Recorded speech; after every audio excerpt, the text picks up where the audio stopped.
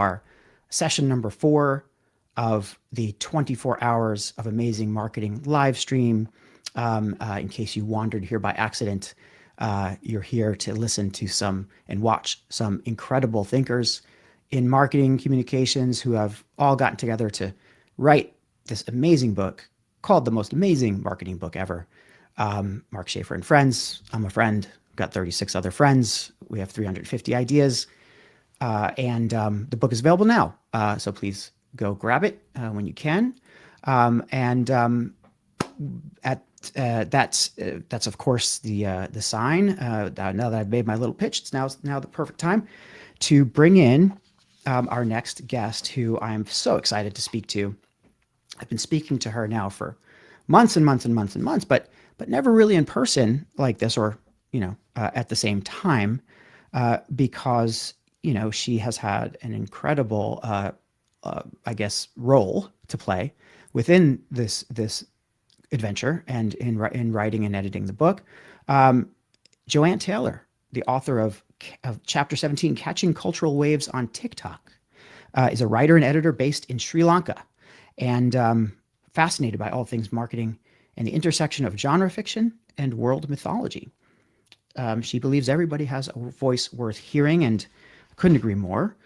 I am so pleased to bring in Joanne Taylor to the live stream now. Joanne, hello.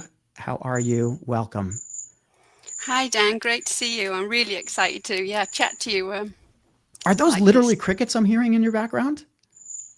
Oh, probably. Sorry. Wow. No, that's fine. I just know, I know you're in Sri Lanka. I mean, Sri Lanka is a jungle and tropical place, right? So it makes sense. So I am, it's authentic people, everybody. This is the way it is in Sri Lanka, and we have Joanne here to thank for bringing Sri Lanka into our living rooms, work rooms, wherever you are today. So it's good to see you. Yeah, you too. And thanks for your intro. That's incredible. And adventure is definitely the right word. So tell us a little bit about your adventure. I mean, you know, I think you're alone in the Rise community as coming from Sri Lanka, and um, perhaps you can tell us how you ended up getting involved with the book, and how Sri Lanka plays a part in that. Um, well, I got involved with the book, like a few of the other authors, through the relentlessly helpful John Espirian, his community, Espresso Plus, and kind of found out about Mark Schaefer that way. Um, and yeah, so the community on Discord, just an incredible learning community. Unbelievable. It was a new platform for me, Discord. So, I had some reluctance at first, which kind of fits with my chapter, actually getting into new platforms. Um, so when I heard about the book, I think at the time I was the only copy editor and proofreader. So, I put my hand up to volunteer. And it kind of went from there, It sure really. did. Yeah. I remember Mark. Pardon me, I have my water now. After we started the process, Mark had said that the editing was going to be a bear, right? It was going to be all these different authors, all these different writing styles. That's not going to be an easy lift. So how are we going to make that happen? And he said, I can't do it. Like, we need to find some great people to do that. And he said, I know somebody. And he said, you need to reach out to this person. And I thought that that 3 would be a good number of editors, and I am so happy that that's where we went. So at the very beginning, at the outset of the book, we reached out to you. We had Brian Piper, I think, who's either appeared or going to appear soon. And the 3 of us, were, I want to say, randomly assigned chapters. It feels like it, of the book. So of the 30-something chapters, we each had a dozen or so to edit. And what a great process and learning process that was. And I will say that I've always been an editor by kind of default, right? Like, I'm a good editor, natural kind of feel for language, and I've definitely cultivated over many years working in marketing and communications. You need to be a good writer before anything else, I think. But I always preferred editing, but never formalized. I never really said, I don't know all the AP style rules, for example, or the Chicago Manual of Style is just a big fat book that I have to refer to every now and then. But you, Joanne, you come from a professional editing and copywriting background. So it was really great to have someone on the team who really knew what they were doing for real. I mean, Brian, of course, does too. He's been in academia, but it was just a pleasure to kind of come up with the guidelines and the ground rules and style guides. And if anybody was witness to the behind the scenes stuff, I mean, they might have said, "Okay, what are we going to hear from Joanne today?" Because that's where a lot of the wisdom really came from for creating our editing process. So thank you so much for that. It was tremendous. I think we all brought different things to the table, because from my perspective, it felt quite different for me, because um, you've got such, you and Brian, Brian, yeah. um, and like a bigger picture style of editing than I usually have, looking at hyphens and dashes. But so to work together as a team, and with the kind of different levels of editing, that was really, really interesting for me.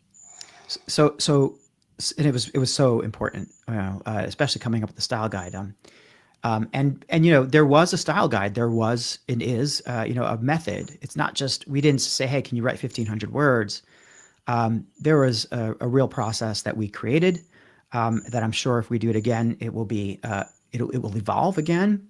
But as you read the book, everybody out there who's already either purchased it on Kindle, or who is about to buy it by clicking on it right there. It is you'll see that the book is structured so that it is a consistently, I wouldn't say necessarily easy read, but a consistently practical and engaging read. And you feel like you're talking to the people who are writing, and in their minds as they describe what they feel are the things that you need to know about their particular topics. Which is kind of what I wanted to ask you about next, Joanne, is TikTok, huh? I mean, people have certain images of TikTok and what it means to the marketing community, and it's a very controversial channel, right, to say the least.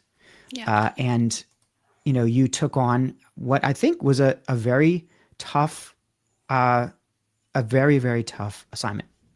So, and delivered with aplomb, and with with what I'm sure is a brilliant chapter. So first, can you tell us, right, a little bit about the genesis of this and how you stepped in to pick up on the TikTok chapter, and then where it took you and what your major takeaways are from that chapter? Yeah, so I didn't intend to write a chapter. Um, Mark emailed me, and said, well, it's hard to sum up, Yeah. we kind of get an exciting email with an amazing opportunity. I know there's so many fantastic co-authors. And yes, it's a controversial topic, but anybody who's interested in book publishing, everybody's curious about, book talk, and knows the impact that's had on publishing. So it's something, that I am interested in. Even though privacy and data, things are still coming out, and how I feel since writing the chapter may have changed. How I feel about TikTok, but I completely understand, why people want to use it for their business. It's such a great opportunity. So, yeah, when Mark said in his email, I think you can do this, I believed him. Otherwise, I probably wouldn't have thought, I can write a chapter in a He has a most amazing kind of a marketing book. knack for spying or seeing what people can do. It comes from, I think, being a teacher for so long, and just he has a sort of feeling, I think, and he likes to challenge people. But I was part of that process, and I was overjoyed when I heard that you were taking over the chapter. Look, I mean, when you work with 30 something people, there's bound to be some challenges and some disasters or some family issues pop up. Things happen, and people need to drop out and come back and drop out and come. And we had a gap, and we had a hole in the TikTok game, and you graciously stepped forward, even though it's not exactly the focus of your life, but then you delivered in a killer chapter. So, you know, if people if people watching are thinking, hey, I really need to look at TikTok. Let's put our let's put the editorial part aside, and let's put the I mean, not the editorial side. I mean the opinion political part aside, and Yeah. all the controversy aside. What are like the top takeaways you think people should have about TikTok, and why it's important to consider it as a channel? Yeah, definitely. It is definitely worth considering whatever you decide. And I hear a lot from writers, authors, and sort of editorial peers that, I feel like I should be on TikTok, but I don't know where to get started. It feels too alien. Mm-hmm. Um, but I think the main takeaway from my chapter is that you can use short form video, even if you might feel uncomfortable on a live stream and rather be writing sentences. But you can be on short form video. You're allowed, and it's a bit like moving to a new country and learning a new language, I think. And sorry, I can't Well, multitask with the chat. Um, I'll take care of the chat. You can focus on here, and I'll bring up the folks that have some comments. I mean, I haven't gotten to it yet because I've been enthralled with what you're saying. It's all right. Um, It's because it's our colleagues and it's our friends people. that I'm Well, really okay. interested to. No, Well, you're now that you fine. mention it, let's bring up one of them, right? We say that Zach, of course, is heavily involved in the community. The book would have been a shell of its current self without Joanne, Frank, and Marcy's contribution. Frank and Marcy, of course, are major contributors. Frank designed this beautiful cover It's incredible. that you see. It is amazing, and he designed using AI in multiple iterations and going through what can only be called vigorous debate and a little bit of guff. I like the word guff, by the way. And he put up with it all and managed to deliver. We all agree a dynamite, very standout cover. But yeah, I agree, Zach. Of course, this book would have been a shell of itself without Joanne, Frank, and Marcy. And certainly, any of the authors, I think, have such a major role to play in the overall quality and feel of the book and the community vibe that you get from reading it. Thanks, Zach. It's a great comment. Yeah, so it's a very I mean, the book, it's, you got to read it, folks. But if you're going to read about TikTok in Joanne's chapter, without giving too much away, Joanne comes in to talk about, like, how you can use TikTok to supercharge your impact. I like those words, with relevant audiences. Short form video is probably a really great way to get a handle on that. What were some of the interesting findings that you had about it, and like anything that surprised you about TikTok, or surprised you about writing the chapter? Well, I guess like some other platforms, it's not only is it okay to be yourself, it's far better to be yourself. And you don't have to look a certain way or be a certain age. Certainly not anymore. I mean, Right. look at the rate that TikTok has aged up. Um, you don't have to sort of stick with the preconceived ideas in your head of why you can't do it. And for people who do rush in and, yeah, I already know I can do it, maybe go for it. We're real here, everybody. We drop things. It We've got happens. crickets It and we drop happens. things. First live Um, stream ever, folks. First live stream ever. I'm going to remind you. So go ahead. I'm sorry, I was interrupting you.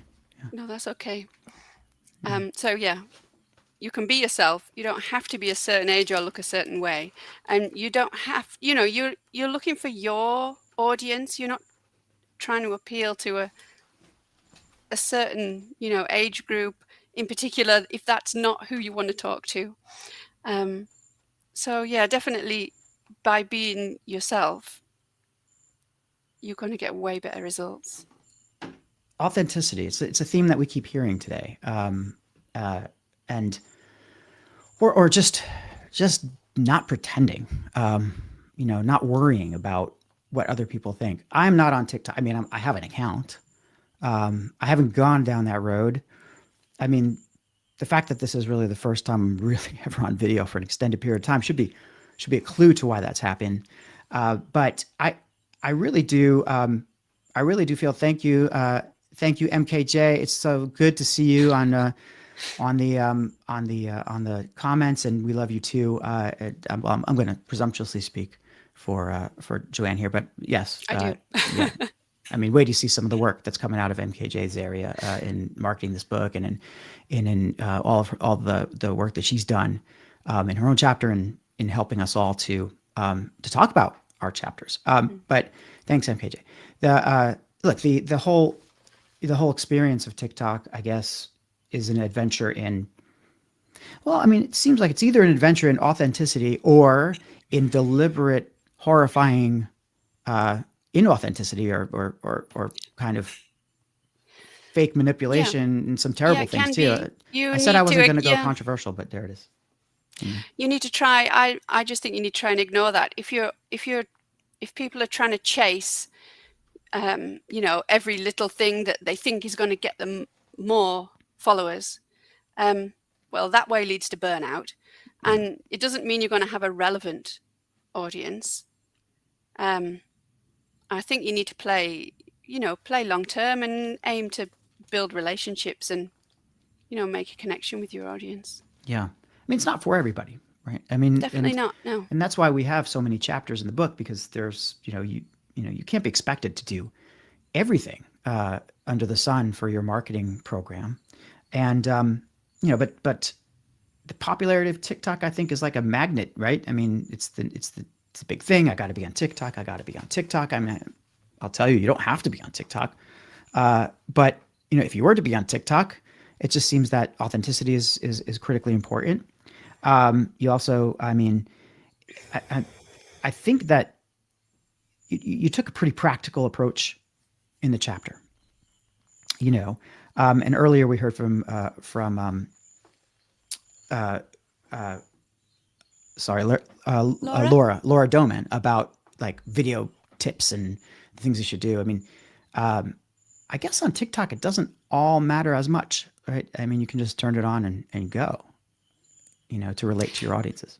Yeah, yeah. And the reason I try to be practical in the topic is because I think video is such a barrier for a lot of people. But then, sort of, short form Hmm. seems like another big barrier on top of that. But actually, I think success on TikTok is not as big a stretch as you might imagine. Really? And yeah, I Well, think what? Yeah. maybe I think people don't spend the time there to kind of absorb the culture. I think some people are sort of looking, right, what are the tricks? What do I do? Um, but really go and have a look, because everybody's For You page um, is so personalized. So me and my sister, for example, are so similar, but our TikTok feeds are completely different.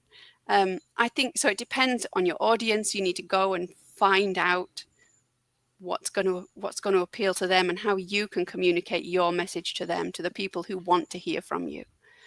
I, Um, yeah, I think, I think there's a tremendous amount of wisdom in something you just said, or a lot of what you just said, of course. But you said spend time to absorb the culture, yeah, and that that to me applies across the boards everywhere. It's a problem that it's a challenge for everybody who is certainly trying to get new customers or grow their business or reach certain metrics or hit certain yeah, KPOs or whatever your goals are. You just think, okay, tactically, when I get on this channel, here's what I can achieve, and how can I do it? How can I do it fast? And a lot of marketers, certainly corporate marketers, are under the gun to show results fast. Um, but that moment, that time that you take to, as you say, absorb the culture, I think that it sounds like that could be the difference. Certainly, the difference between dramatic success and immediate burnout. You know, it, and it sounds almost like something that you might want to advise somebody when they're starting their career, right? And when you think about that, you know, for people who are starting out or for who are in the kind of younger demo, let's say, it seems like TikTok would be the place that they would probably try to go first. And I don't know, is that the right thing? Would you think that's the right thing to do? For younger people to try TikTok. Um, I think you can't. It's hard to be everywhere at once. Choose the format you love the most. Like if you're passionate about it and you're enjoying it, you. I think that comes through. I think in TikTok in particular, if you've got your energy and enthusiasm with you, even if it's only 15, 30-second video, it really comes through. So if you're not enjoying it, why are you doing it? Maybe somewhere else would be better. And I don't think that's limited to your age group. I mean, maybe um, maybe if you've grown up with a certain platform, you're kind of going to know the culture better. But then it kind of depends, if you've been using it, following completely different creators to what's relevant to your work, Yeah, then there's kind of another subculture there. So yeah, I think you need to spend time, what are the norms and values? What are people up to? What do people like? So yeah, I'm not sure it's age dependent, but sure. definitely, definitely, a younger demographic Yeah, is statistically more likely to be familiar with TikTok. sure. Yeah, I was just speaking from like the anecdotal like focus group of one. I mean, the whole thing of you know young younger kind of marketers or kind of, let's say, newer marketers, going, we need to be on TikTok. It seems to be like just a almost a stereotype now, a reputation thing. Although I feel like with recent news and with the way that TikTok has been evolving, there might be some trepidation Mm, now in the marketplace. And it's only natural. I mean, it's controversial, and it's outright banned in yep. a lot of places. But it's still a force. It's still a force. And if nothing else, I mean, as a kind of observer of people and as an observer of I guess of marketing and how we communicate with one another, it's a fascinating study. I just don't know if it's a terrifying study yet. Uh, I would almost err towards terrifying at this point, but I know how it captures the attention of people in different ways. But it seems like it's really like using it sort of as a in a harmless way, and to catch comedy clips and little bits of entertainment. Apart from the fact that it sucks hours out of my time all at once, I'm at least getting sort of fun content, like, very nostalgic comedy is kind of what my TikTok ends up being. I guess because of the way whatever I liked or watched at the beginning, and I don't mind that so much. But what I would mind is if I catch my daughter who's looking at it and getting, you know, some mixed messages about body image and friendships and Yeah. morality and so on. I mean, it's tough. I said no controversy. I'm gonna stand by what I said. Well, yeah, no, it's a fair point. Some things are kind of applicable to all types of media and sort of caffeinated by, the power of short form video, of instant clips that grab our attention. I think one of the strengths that make it so appealing for people is the recommendation engine. Yeah, That that your videos have real potential to be seen by people who want to see them, even if they're not following you.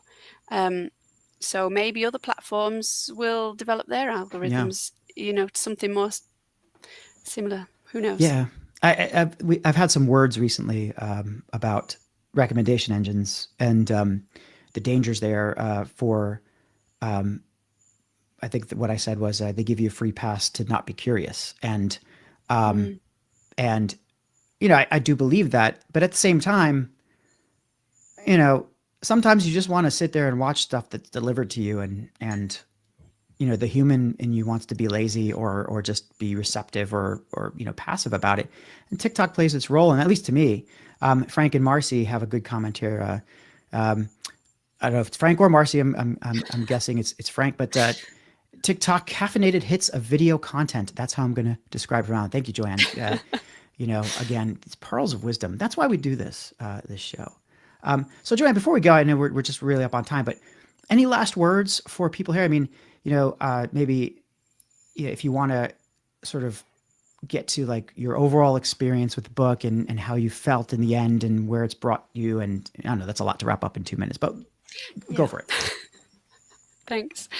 Um, I think one of my biggest takeaways um, is that often it's the people who maybe they feel um, anxious or maybe don't put themselves forward as much.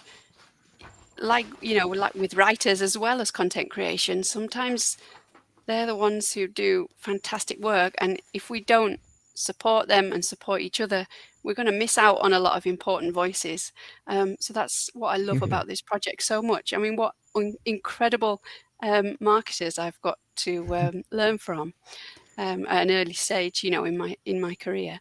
Um, so yeah, just a fantastic opportunity, and that we have to allow ourselves a voice. Whether that's on video, um, short form, or live streaming, or writing. Um, your story does matter. You do count, and you are allowed. Absolutely. I think that's such an important message that we get from not only all of our participants and the people who've been writing and our community. That's what the community really is. And, some people don't want to jump up and talk and say things all the time, but that doesn't mean that their voice is any less Mm, yeah. than others. And we always have to, it's so critical to remember that. Even in the Rise community, I have to say that we keep talking about it because it's important, it's critical, it's central to this book. Yeah. This book would not have happened were it not for the Rise community. And in many ways, the Rise community would not be what it is today were it not for the experience of writing this book together. It was a bonding experience, but also a professional experience, a learning experience. And I look at what's happened. I mean, this is incredible. This whole thing. I'm live streaming for crying out loud, and it's really important to just sometimes just lay back and I would imagine that there are plenty of people out there who are just absorbing the culture, to use the wise words of somebody I now know very well.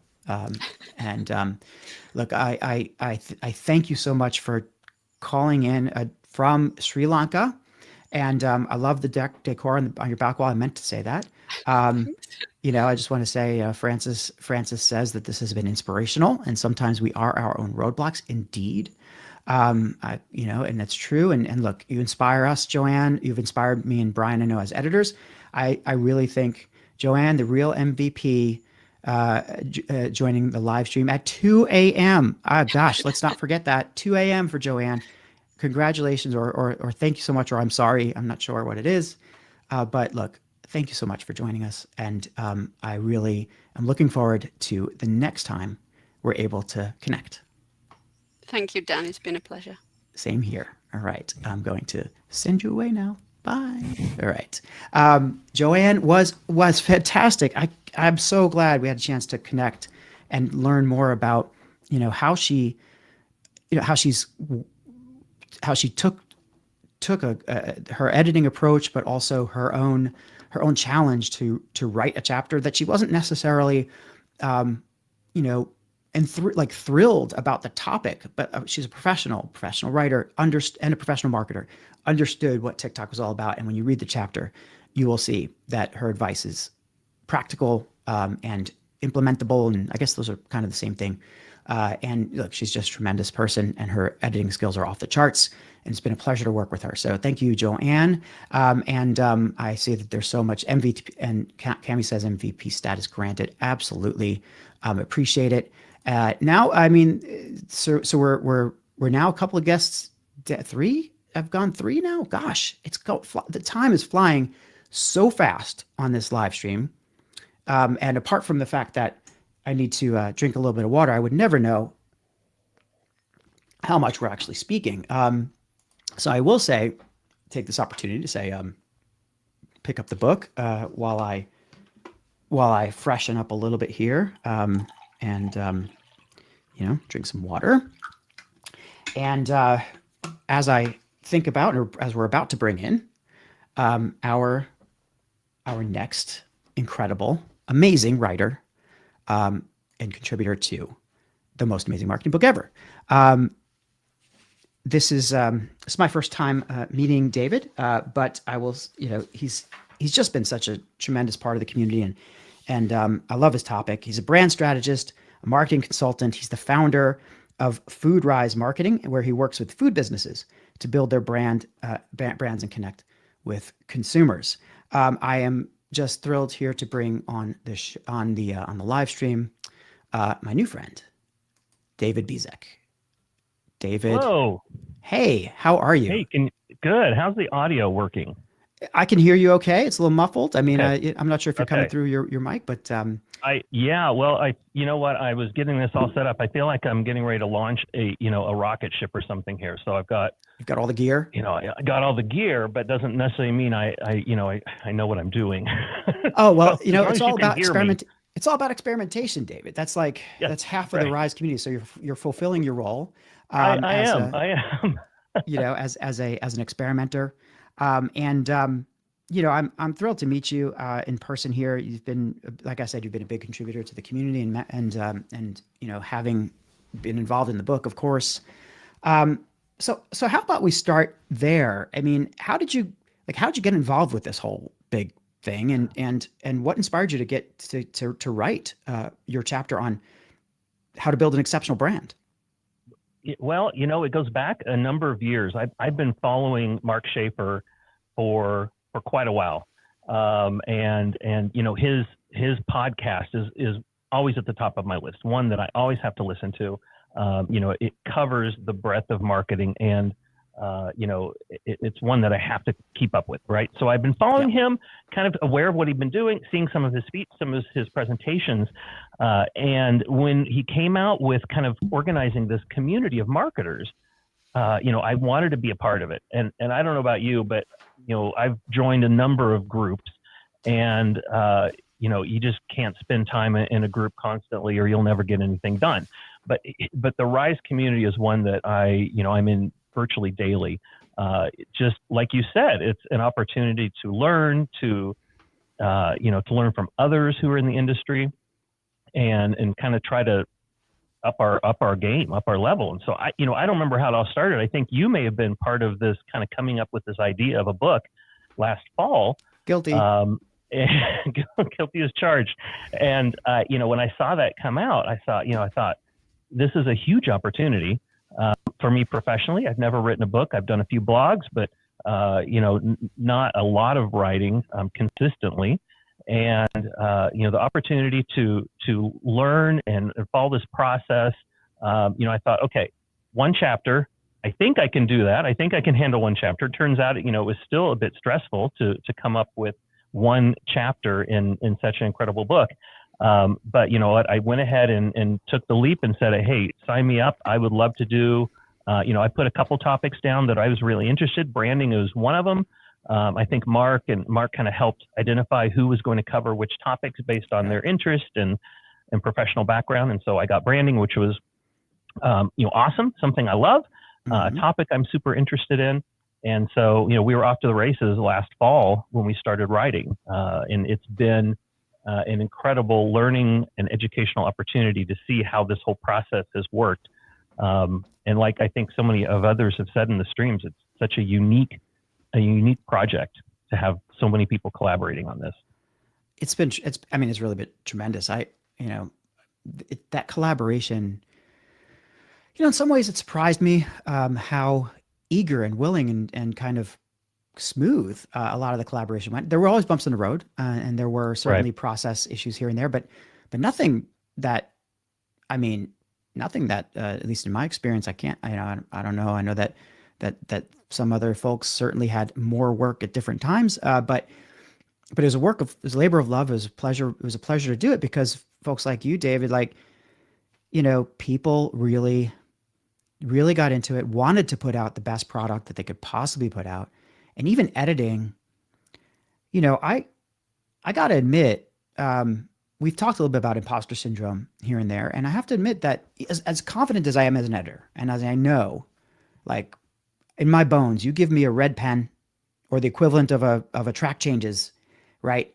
And you Yeah. will have a better product after I'm done with it. I mean, absolutely. I have no question about it. That said, I'm editing people who are, 20, 30-year marketing leaders who, some of whom I've only kind of seen speak or read about, some of whom I've met in different capacities. And I was like, wow, who am I to edit these folks? And you know what? It didn't, I had to get out of my own way and know what I and did and do the things that I know were the right things to do. And everybody was just tremendously appreciative, cooperative, collaborative in some ways. I'm not sure I agree with that edit. How about this? And we really it was a great process going back and forth. So I'm on the same page as you, David. It was Yeah. it was an incredible experience. And, I'm glad you were part of it. But what, Well, and Yeah. Joe, to your last guest was Joanne, and she was, Yeah.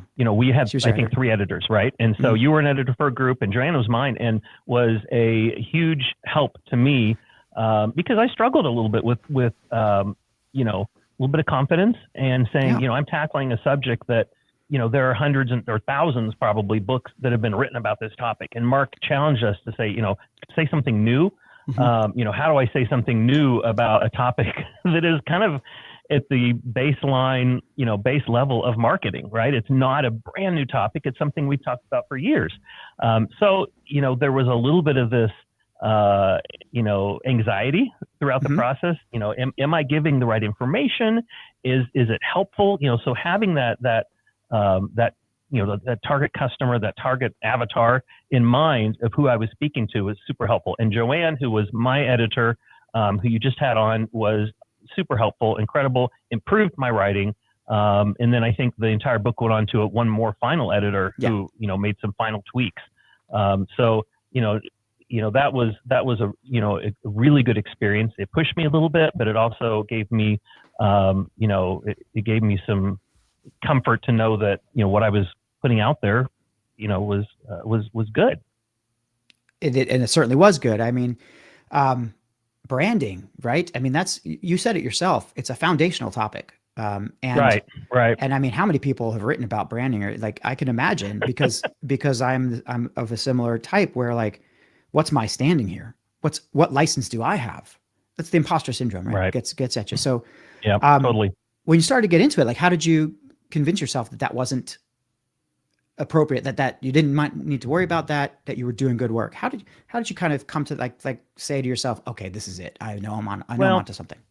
Yeah. I kind of went back and looked at things that I have spoken about and written about in the past. I wanted to make sure that I was not missing some key, the other anxiety is like, oh gosh, it's going to get printed. And what if in a year I realize there's some massive topic or part that I totally missed? So just going back and kind of doing some research again, making sure I have the fundamentals that I want to cover in this chapter. It's a chapter, right? You can write books and books about this topic. So we're not going way deep in this.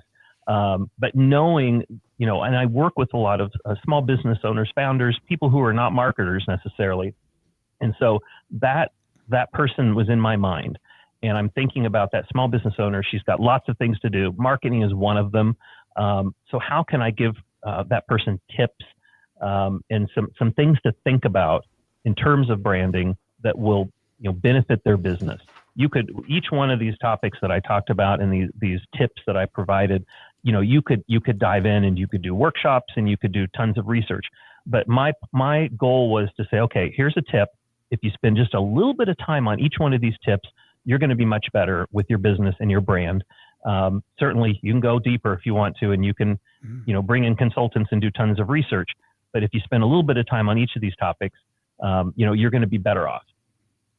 Absolutely. It's like a handbook of sorts for building a marketing function and, understanding, the whole book is. The whole book is like that. But I mean, the beauty of it is like 1,500 words, or the beauty, and maybe it's a double-edged sword. Because in 1,500 words, which is essentially a very long, blog post or a medium-sized article, you have to get across 10 ideas that are, hopefully groundbreaking, certainly forward-looking, and in some ways unconventional and things that people wouldn't think about normally, at least not the audience that we're talking about here, who really need the help, or who would be very grateful for, somebody whispering in their ear, look, here's 10 things you need to do about this. Right. And I think that, I think that was part of the beauty of this whole thing. Excuse me. But as you were like, as you kind of went through that, what were your top takeaways? I mean, that you can share that aren't, going to give away, that aren't going to give away the store here. Well, no, I kind of thought about this a little bit from a progression standpoint. So one of the things I said before we get into the tips in the chapter is, you've got to start, if you want to have an exceptional brand, you have to have, a great product or service. And, so that's maybe tip 11 or tip, pre-tip tip. Mm-hmm. If you jump right in, so many businesses, some of them jump right into, brand work, and they haven't addressed the actual service or product they're selling. Right. And, you can do all the marketing in the world, but if you have a really bad product or service, it's not going to be sustainable, unless you're spending millions and millions of dollars. It really isn't. And so I gave the tips like, hey, let's fix the product or service first. We've got to have something decent to begin with. Then the tips were, some things to think about. And I think it was brought up in a previous live stream, about branding and marketing, looking inward and what are you all about, looking outward to your customers and looking around you to determine who your competitors are. Those kind of thoughts, I added a lot of thoughts and questions that you need to ask yourself before we get into a little bit more practical, tactical things about branding. I think people need that, right? I mean, branding is such a broad, like, everybody thinks they're an expert in branding, actually, if you think about it. Right. And maybe that's something that you ran into. And you mentioned, or I like that a lot of people think, okay, I got a logo, I have a color, I have a palette, I have a brand. And maybe that's one of the first fatal flaws that happens with a lot of, I think, smaller operators for sure. Mm-hmm. Less so in large companies, because large companies have come to learn the value of brand.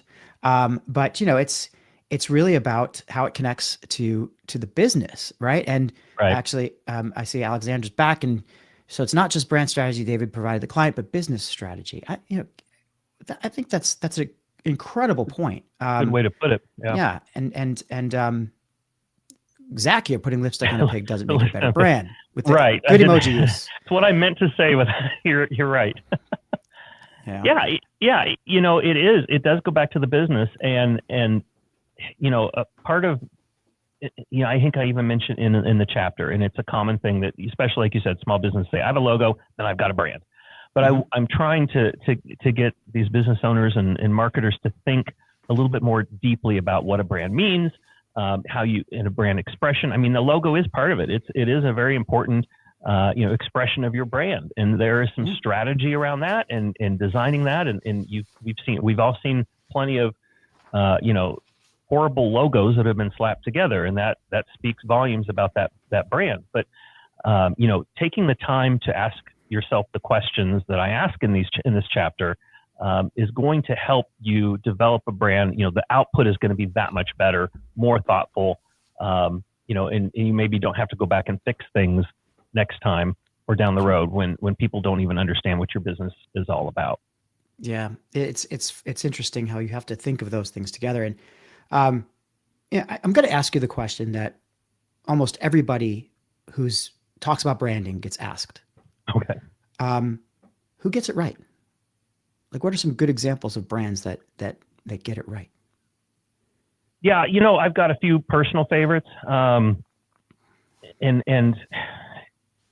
one of them that I think of personally that I like, it's been around for a number of years, but it's the cosmetic company called Lush. Mm-hmm. And what I like about them, they have a really incredible retail experience.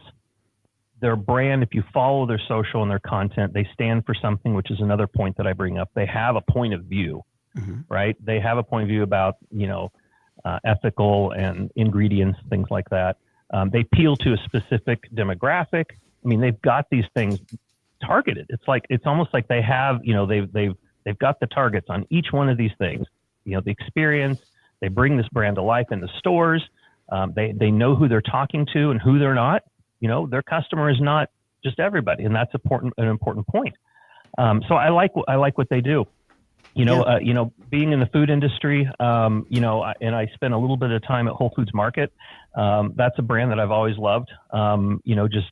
It's gone through a ton of changes. Amazon purchased them and owns them now, so they've gone through some changes since I was there. I worked at the store level for a little bit, and but again, that company has specifics on who they target, what they bring to life in retail, the brand experience that they have, and standards about what they're going to carry and what they're not going to carry. I mean, those kind of specific things, it means something to somebody. And, when you have a specific target consumer that you're going after, then you can develop that brand all around that person. And it makes your brand much more effective. Are you suggesting that a brand should have values and vision and be aligned to what they stand for? Gosh, imagine that. Imagine that. Yeah, imagine that. Yeah, it's fun. It's interesting how brands can and companies can develop their brand around a viewpoint or around a particular audience or around their values or a mission and be like completely misinterpreted from time to time. Thank God that happens, because now I have a job as a PR and marketing guy, a PR and communications guy. Right. I count on some confusion in the marketplace to keep me alive. But that said, Whole Foods was an interesting case because around me we used to call it whole paycheck.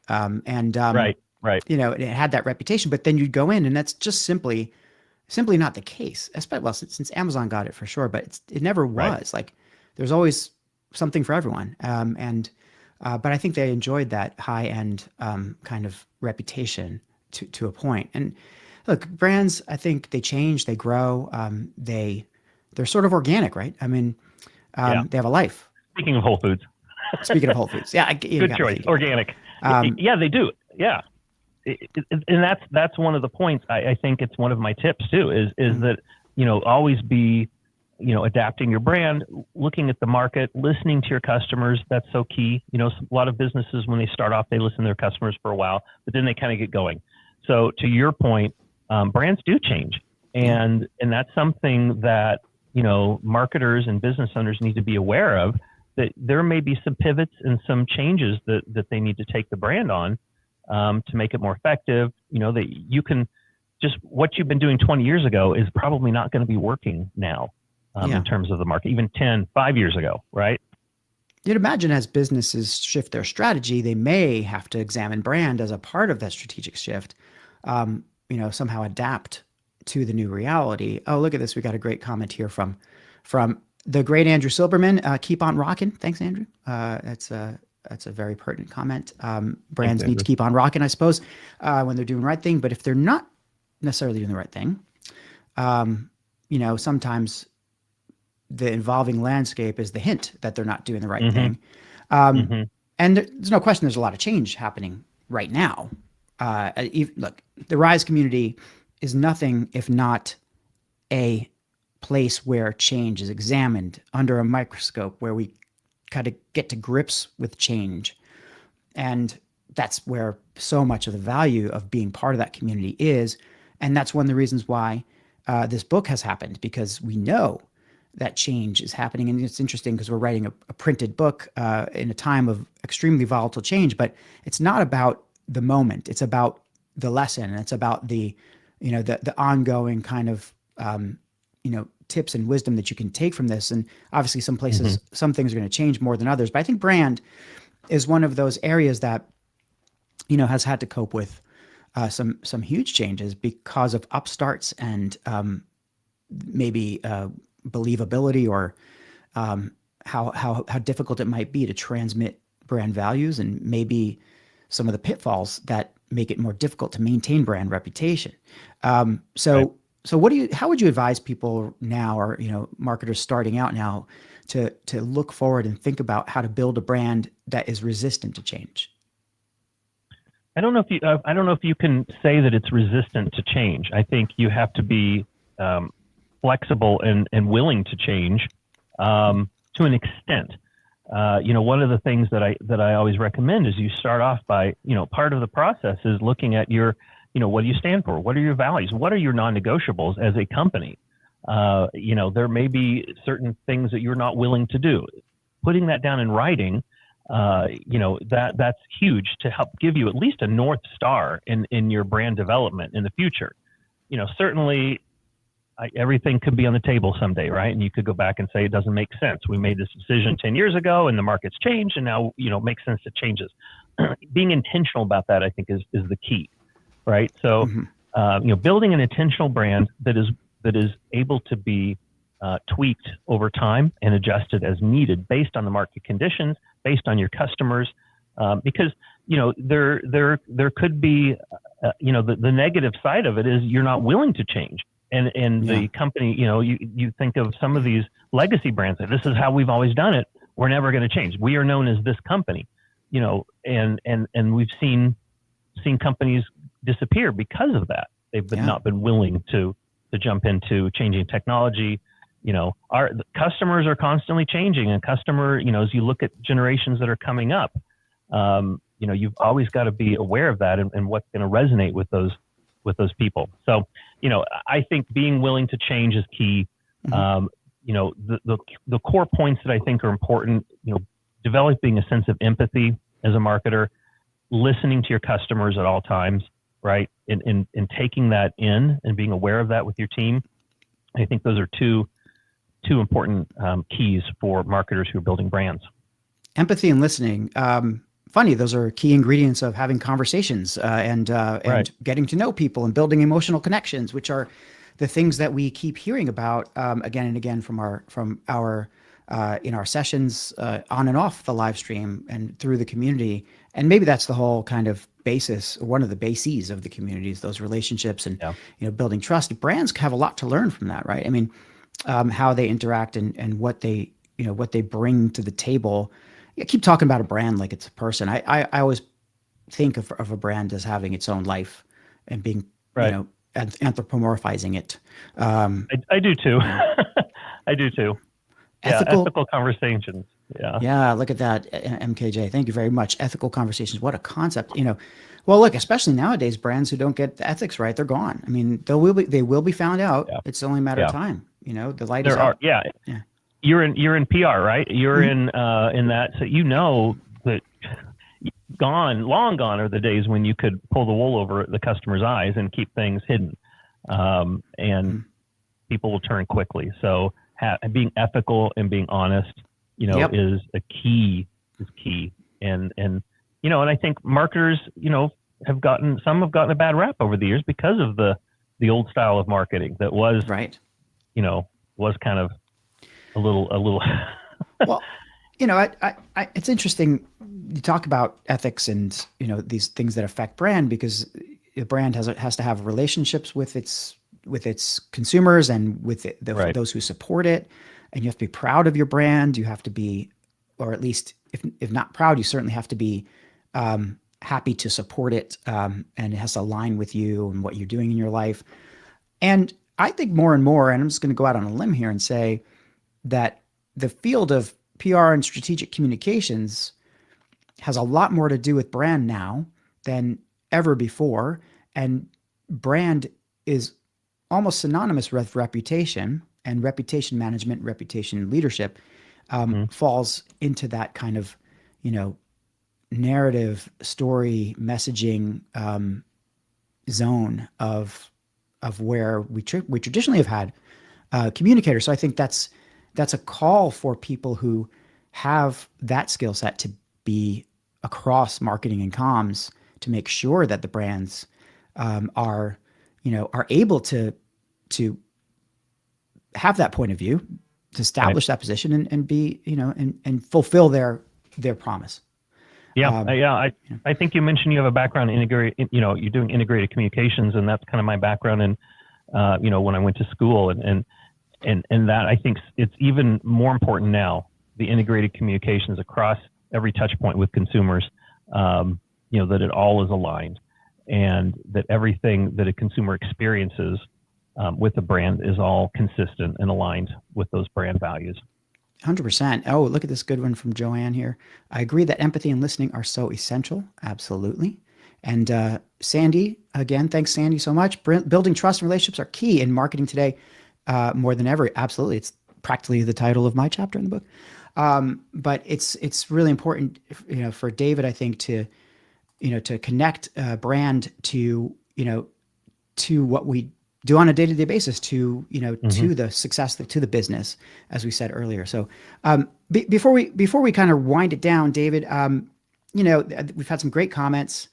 I see Frank and Marcy trying, like, it seems that empathy and listening seem to be kind of trigger words, and people like to talk about that a lot. Do you have any, it's me.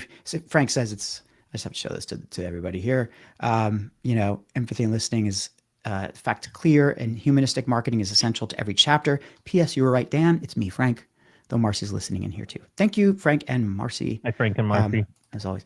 So, David, so as we kind of wind this down, I mean, I've asked you a lot of questions. Is there anything about your experience with the book that you want to touch on? Any words of advice from what you learned as a writer in this process that you want to share with us all here today? Well, it's given I came into this a little bit hesitant and excited, right? And we talked about some of the imposter syndrome, some of the anxiety throughout the process. I even emailed Mark a couple times, like, "Oh, I'm not sure if what I wrote is, how is this?" Just to get some confirmation. So yeah, I'm super happy about the way things turned out. Looking at the entire book that everyone has written, I'm thrilled at this. I think it makes so much sense for marketers, business owners, people that are marketing. You can just go from chapter to chapter. You don't have to read. You don't really need to read it from front to back. And so I see it as a really useful tool for business and nonprofit, people anywhere that are marketing. Personally, it's given me a little bit of boost and encouragement to say, hey, maybe I should look into writing a full-length book. And I think seeing this process behind the scenes has made it not so intimidating, just from a lack of knowledge previously. So now I've seen how it kind of can work, and so I might be willing to tackle an entire book one of these days. Well, I mean, I think you're not alone in that. And Zach here saying, I love the fact we were able to crowdsource this book. I agree.